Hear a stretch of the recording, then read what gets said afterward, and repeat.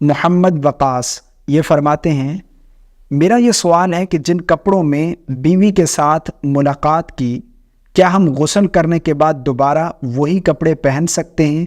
وہ کپڑے پہن کر نماز پڑھ لی تو نماز ہوگی یا نہیں؟ کیا وہ کپڑے ناپاک ہو جاتے ہیں؟ رہنمائی فرمائیں۔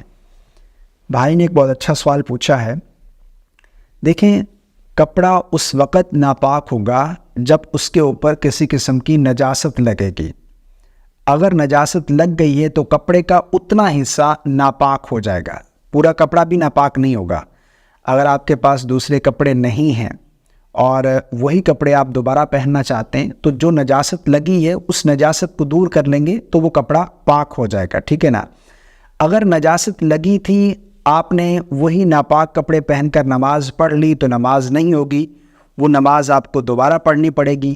لیکن اگر نجاست نہیں تھی اور آپ نے غسل کرنے کے بعد دوبارہ وہی کپڑے پہن لیے، پہننا بھی جائز ہے، اور اگر نماز پڑھ لی تو آپ کی نماز بھی ہو جائے گی۔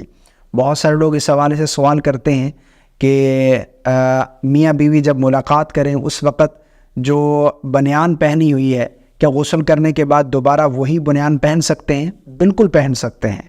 اگر ناپاکی لگی ہے، نجاست لگی ہے تو وہ کپڑا ناپاک ہوگا، ورنہ وہ کپڑا پاک ہے، آپ اسے دوبارہ استعمال کر سکتے ہیں، دوبارہ پہن سکتے ہیں، ٹھیک ہے نا؟